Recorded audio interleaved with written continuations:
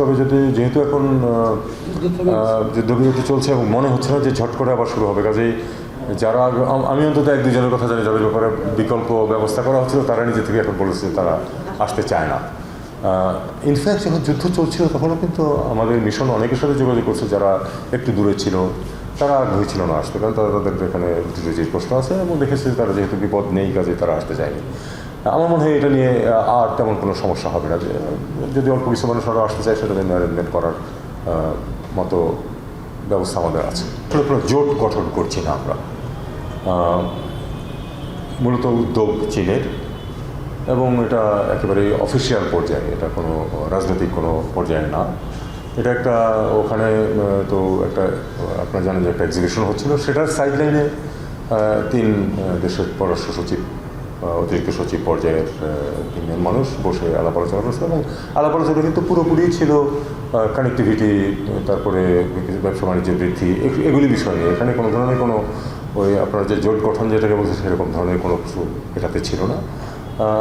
এটা নিতান্তই একটি প্র্যাকটিক্যাল কিছু সুযোগ সুবিধা সৃষ্টির ব্যাপার।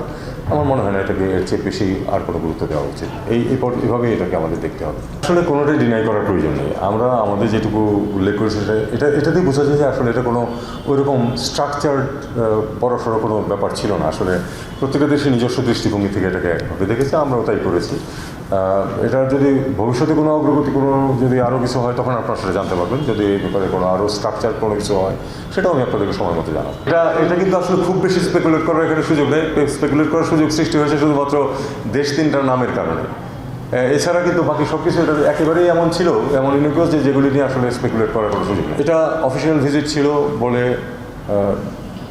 ওই পক্ষ থেকেও বলা হয়েছে, আমাদের পক্ষ থেকেও বলা হয়েছে, এটুকু কিন্তু বলা হয়েছে, কোনো সন্দেহ নেই। এবং যুক্তরাজ্যের পক্ষ থেকে বলার পরেই আমরা এটা কনফার্ম করেছি।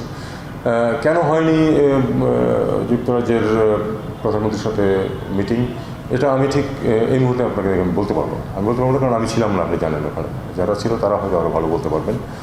তবে বাস্তবতা হচ্ছে যে মিটিংটা হয়নি। আমার দেখে এটা দায়িত্ব নেয় কিনা, কারণ হলো না এখন তারা কখনোই কিন্তু এতটা সময় মিটিং এরকম কনফার্মেশন আমরা পাইনি। তবে অফিসিয়াল ভিজিট এটা বলা ছিল, কাজে আমরা প্রত্যাশা ছিল যে হয়তো এই মিটিংটা হবে। আসিয়ানের মেম্বার যদি আপনি ধরেন তাহলে ডেফিনেটলি আমরা অনেক দূরে আছি, কারণ আমাদেরকে প্রথমে ডায়ালগ পার্টনার হতে হবে, তারপরে সেক্টরাল ডায়ালগ পার্টনার হতে হবে, তারপরে ডায়ালগ পার্টনার হতে হবে, তারপরে ফুল মেম্বারশিপের প্রশ্ন আসে। এবং আসলে ফুল মেম্বারশিপের জন্য আসিয়ানের অনেক ধরনের কোঅপারেশনের প্রয়োজন হবে আমাদের, কারণ তাদের জিওগ্রাফিক সংজ্ঞার মধ্যেও আমরা করি না। কিন্তু আমাদের এই ইস্যুটা আমাদের সামনে আছে, আমরা চাই আসিয়ানের সদস্য হতে। সেটা অবশ্যই সময় লাগবে এবং সময় বলবে যে কীভাবে আমরা এগোবো। আমাদের আপাতত সামনে হচ্ছে ওই সেক্টরাল ডায়ালগ পার্টনার হওয়া। আমরা ARF-এর মেম্বার, কাজে সেটার মিটিংটা আমরা অ্যাটেন্ড করি। এভাবেই আপাতত এগোচ্ছে। পররাষ্ট্র বিষয়ে বা এই ধরনের সম্পর্কের বিষয়ে খুব তাড়াতাড়ি কোনো প্রত্যাশা না করা ভালো, কারণ আপনি একটা জিনিস খেয়াল করে দেখুন, তুরস্ক কত বছর যাবৎ EU মেম্বার হওয়ার জন্য চেষ্টা করে যাচ্ছে।